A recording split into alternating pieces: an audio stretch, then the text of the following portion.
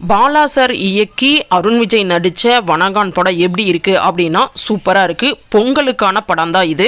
Bala sir படத்தில் என்னென்ன நம்ம எதிர்பார்ப்போமோ அது எல்லாமே இருக்குது. ஃபைட் இருக்குது, ஒரு அழுத்தமான கதை களம் இருக்குது. அப்புறம் வந்துட்டு படம் 2 மணி நேரம் படம் தான். ஆனால் படத்தில் ஃபஸ்ட்டு 50 நிமிஷத்துக்கு அரசியல் பேசுகிறாங்க, இப்போ நடக்கிற பாலியல் வன்கொடுமைகளை பற்றி பேசுகிறாங்க. அப்புறம் மதங்களை பற்றின கிண்டல் கேலிகள் இதெல்லாம் ஃபஸ்ட்டு 50 நிமிஷத்தில் இருக்குது.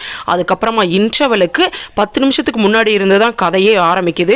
ஆனா அதுக்கப்புறம் கதையெல்லாம் விறுவிறுப்பாக போகுது. அடுத்து என்ன நடக்கும் அப்படிங்கிற சின்ன சின்ன சஸ்பென்ஸோட கதை இருக்கு. இந்த படத்துல அருண் விஜய்க்கு காது கேட்காது, வாயும் பேச வராது. ஆனா அவரோட கண்ணில் ஆக்ஷன் பண்ணியும் அவருடைய சைகைனாலையுமே எல்லாத்தையும் புரிய வைக்கிறாரு. அதே மாதிரி சண்டை காட்சிகள்லாம் சூப்பரா இருக்கு. ஒவ்வொரு அடியும் நம்ம மேல விழுகிற மாதிரி இருக்கு. அதே மாதிரி கிளைமேக்ஸ்ல அவர் சண்டை போடும்போது வில்லனை அடிக்கும் போது அடிடா இன்னும் அட்ரா அப்படின்னு நம்மளே சொல்லுவோம். அந்த அளவுக்கு இருந்துச்சு. மெயினா சொல்லணும்னா இந்த படத்துல அவரோட தங்கச்சி கேரக்டர் சூப்பராக நடிச்சிருக்காங்க. அவங்களுக்கு நல்ல ஹோப் இருக்கு. அவங்க அண்ணா அப்படின்னு சொல்லிட்டு அப்படி கதறைய உட்காந்து க்ளோஸ் அப்ல அழுகிறத காமிப்பாங்க. அப்படி சூப்பராக இருக்கும். லாங் ஷாட்ல அழுகிறது ரொம்ப ஈஸி. ஆனால் க்ளோஸ் அப் ஷாட்ல அவ்வளோ சூப்பராக நடிச்சிருப்பாங்க.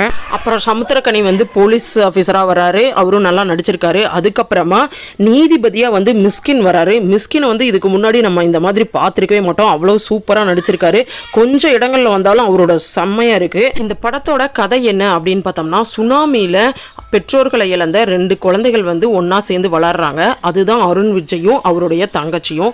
இதுல அருண் விஜய்க்கு காது கேட்காது, வாய் பேச முடியாது. அவரு நிரந்தரமான எந்த தொழிலுமே கிடையாது. கிடைச்ச வேலைக்கு போயிட்டு அப்படி இருக்கிறவரு. ஆனா யாராவது தப்பு செய்யறாங்கன்னு தெரிஞ்சா அவங்கள தட்டி கேட்கிற ஒரு முரட்டுத்தனமான ஆளால் தான் இருப்பாரு. அதனால அவரை கொண்டு போய் ஊனமுற்றோர்கள் காப்பகத்துல காவலாளியா வேலைக்கு சேர்த்து விடுவாங்க. அங்க ஊனமுற்ற குழந்தைகள், கண் தெரியாத பெண்கள் எல்லாம் இவர்கிட்ட ரொம்ப பாசமா பழகுவாங்க. அங்கிருந்து தான் கதையும் ஆரம்பிக்கும், பிரச்சனையும் ஆரம்பிக்கும். அது என்ன கதை என்ன பிரச்சனைன்னு தெரிஞ்சுக்கணும்னா இதே வீடியோவில் டிஸ்கிரிப்ஷனில் கொடுத்துருக்கேன், மறக்காம போய் பாருங்க.